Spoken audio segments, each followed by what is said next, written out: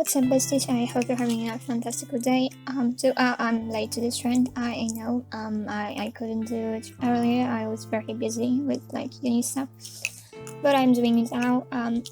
We're making me a spidersona. I didn't make one when the first movie came out, and I haven't watched the second. It's you know. But basically, the trend is just that people draw themselves as Spider-Man, or I guess, I'm a girl, but you get the point. And so I made this spider moth thingy, and I thought I would just talk about like my design choices for her. First thing that I like to explain, because I guess it doesn't really make much sense on the surface, is that she has wings. I guess the thing about like Spider-Man is that he can camouflage into the real world. Most people don't know that it's Peter Parker or Miles Morales or whichever Spider-Man we're thinking of. But with wings it would be a bit hard.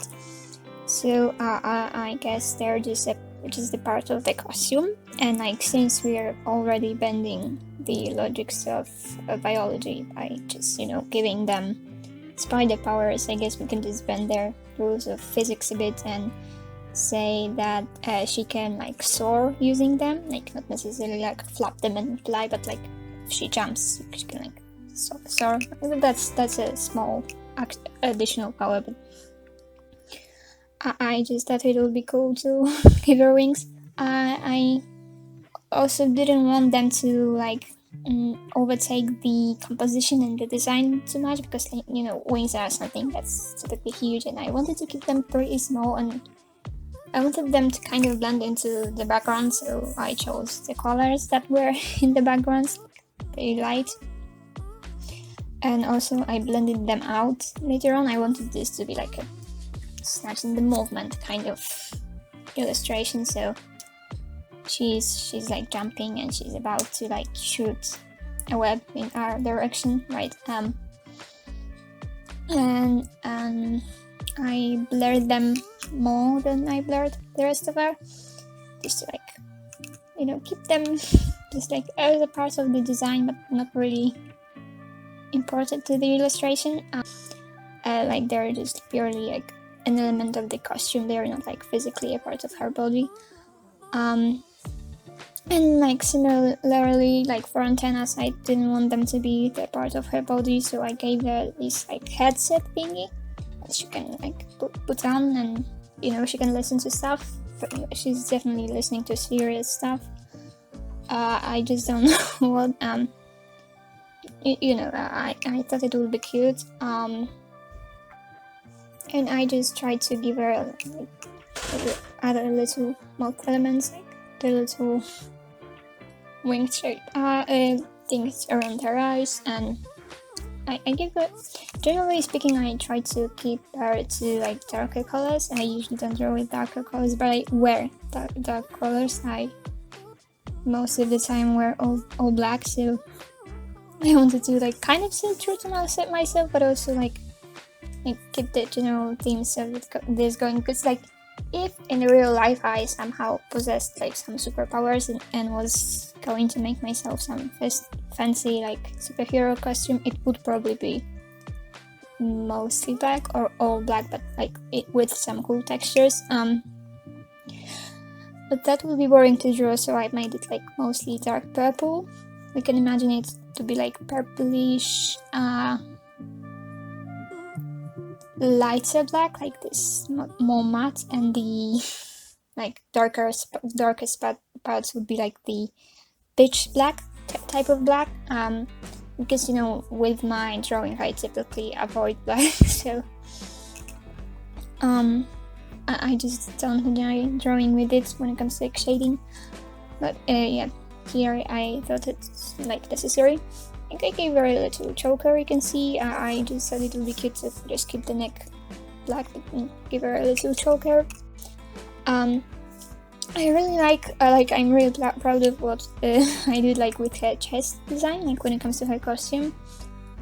First of all, when it comes to her spider, like it has like these legs that go near her collarbones. I thought this would be a nice little thingy because I just like the look of collarbones. Like that's maybe the goth wanting to be a vampire person, but I just think they're nice, and I thought, I can't in every single drawing like make it very visible, like these collarbones, like the light does not always reflect that, but I just thought it would be cute as a part of a costume, and I just gave it spider like long legs. I like the long legged spiders, and like inside of it, it's not super visible like on the finished drawing, but there is this little thingy that like has like 8 dots, and there is a stripe inside it.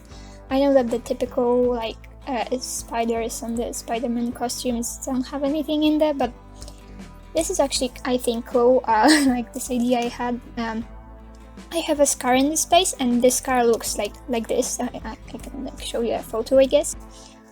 The way I got this scar is that I was born with a birthmark in the space, and when I was a kid, I didn't really like this birthmark, to be honest. It was ugly, I guess.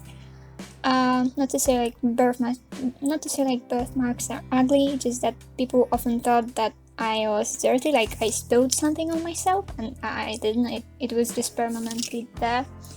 And one time, when I was at like a regular family doctor for a checkup, she was like, "Oh, this could be melanoma." And me being a nerd who knows what the melanoma is, at the age of like, I don't know, 10, I was like, no, it can't be.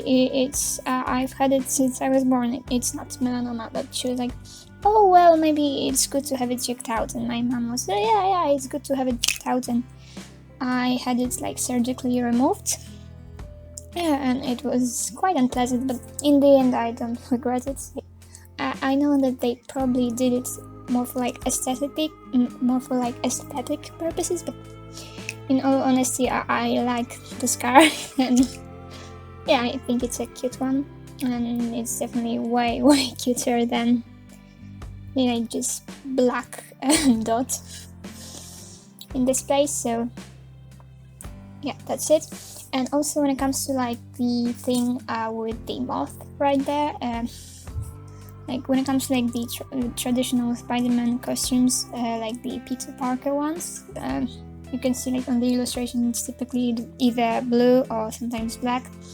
They have this thing like around their waist that like snatches in, and I think it makes just the waist look really nice, and I wanted to kind of keep it, but I also wanted to mess with the shape a little. And finally I arrived in like adding a little spike, and also one spike in the other direction, and like this little V to kind of keep it, but also make it a shape of the moth. So like, yeah, here's the moth. Another thing I thought is that it would be useful for her to have like a little waist bag, because Spider-Man superheroes typically like have a very tight costumes and don't really have a place to like carry stuff with them, and I think that's just practical to have something on you. And I changed the like full bodysuit that like looks like you're entirely wearing leggings into like a little dress with leggings. I think it could be like attached, so it doesn't fly up or anything. I just thought it would look nice to like have your butt covered. I don't know. I wear leggings with like short t-shirts or stuff that doesn't cover my back all the time. It's not like a modesty thing. I just think it like looks cuter this way. And one more thing is, it often bugs me when it comes to like the superhero costumes, not just Spider-Man, just in general. They have like this dainty feet thing, like it's not really covered. It looks like they just have like the weakest shoes possible, like I guess it's like reinforced with something. You know, these fabrics are supposed to be like always strong and like not tear and stuff like that. So it's like high quality. But why not just wear?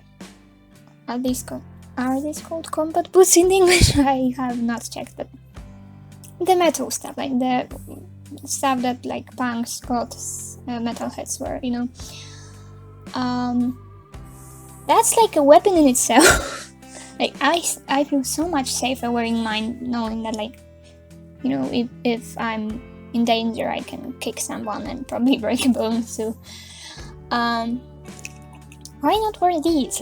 You know. So I gave them to her. Yeah, and yeah, she can kick people pretty reliably now. And yeah, when it comes like my design choices, also just for the full illustration, I used someone else's like brush set for the background, for the city background, because I'm lazy.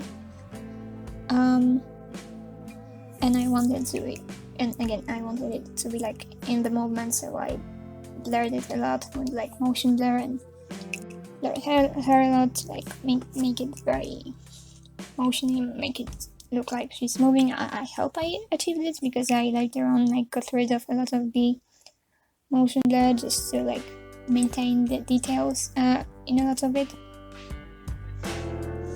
But yeah, this is my take on it, on the trend, and I think this is all for me for now. If you have any like advice on how to draw it better, or like what else I could do, and like, or like your own ideas or like propositions for what could be done in the future, and all stuff like that, how is your day going? You can leave it in the comment section down below. And for now, just stay safe, stay hydrated, and peace.